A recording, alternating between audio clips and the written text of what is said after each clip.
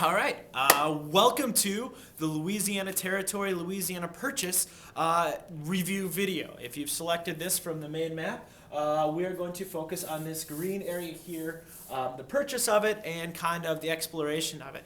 So the story of the Louisiana Purchase starts in the late 1700s, early 1800s. American farmers began settling the Mississippi River Valley.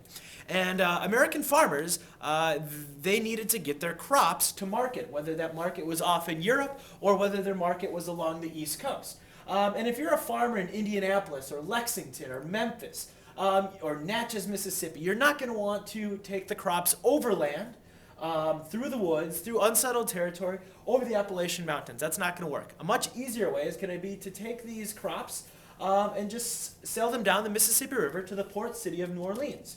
And from New Orleans, you can ship them to the East Coast, to Europe, South Central America, wherever you want to ship them. It's a pretty slick deal. And so American farmers began settling this territory.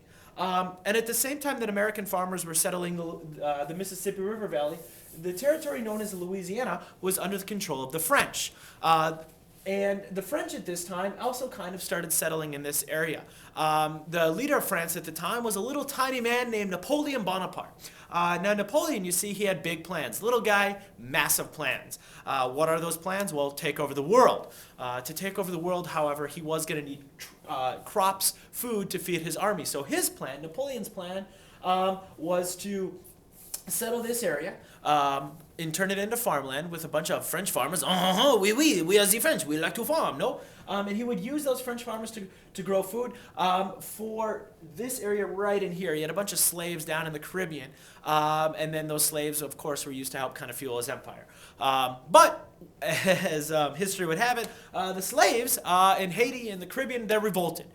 They overthrew their owners and kind of took control. And because Napoleon really no longer had control of the slaves, he decided that he really didn't need this area here. Also, Napoleon at this time was in a war with the British. You take over the world, you're going to have to fight a few people, namely the British. And he needed money fast, no longer needed the territory. So this area started to become worthless to the French. However, at the same time it started to become worthless to the French, Americans and American farmers were getting worried because they thought, you know what, this territory, Louisiana, and New Orleans, it's controlled by the French, and this port is controlled by the French. And Thomas Jefferson, president at the time, began to worry that maybe the French might shut down this port and take control of the Mississippi River. And if that happens, American farmers are hosed. So they're going, oh no, the French, sacre bleu, right? Thomas Jefferson, he calls up James Monroe and says to James Monroe, he says, Mr. Monroe, what I need you to do is I need you to go to France. I need you to negotiate a deal to purchase just this area right here, pretty much just New Orleans, for $7.5 million. All right, $7.5 million from France, so we can take control. Monroe goes, to work out this deal, goes to strike a deal, and the French basically say, you know what? For the reasons that we just explained a couple minutes ago about no longer needing the territory, they say, tell you what, instead of selling New Orleans for $7.5 million, I will sell you the whole territory for $15 million. Now, this turns out to about 3 cents an acre in present-day money. This is just a terrific land deal. It is an incredible bargain. But Jefferson, you see, he hears of this offer, and originally New Orleans $7.5 million. Now we can get the whole kit and caboodle for $15 million. And a little bit of a debate sparks. You might wonder, well, what's the debate about? I mean, this is great. 3 cents an acre, double the size of the United States. We get to control the territory we wanted to begin with. This all sounds wonderful. However, not everyone might necessarily have agreed with your logic. There were a couple of things that people were unsure of or afraid of. First of all, how the heck do you govern all of this territory, right? Most of the population still lives on the East Coast. How do you govern this? How do you defend it? How do you protect it? Second of all, the United States still had debt from the American Revolution. How can we be spending $15 million when we haven't paid off these debts yet? They said, you know what, we can't be spending that much money. And then thirdly, some of the politicians on the East Coast, they would worry that their influence would lessen. And so pretty much, though, the control, the cost, the size of it, people were opposed to it. And then there was also this question about the constitutionality of it. You see, Thomas Jefferson loved his Constitution, the Constitution. The Constitution was his baby. And nowhere in the Constitution, did he really have the power to make this purchase? And so there was this constitutional dilemma. He looks at his baby and realizes his baby says, I don't think you can do it. Well, Jefferson kind of tosses the baby aside and says, you know what, let's go ahead with it. So in 1803, April 30th, 1803, if memory serves me correctly, we purchased the Louisiana Territory for $15 million from the French. And after we purchased it, of course, we know that Lewis and Clark set off on their terrific journey.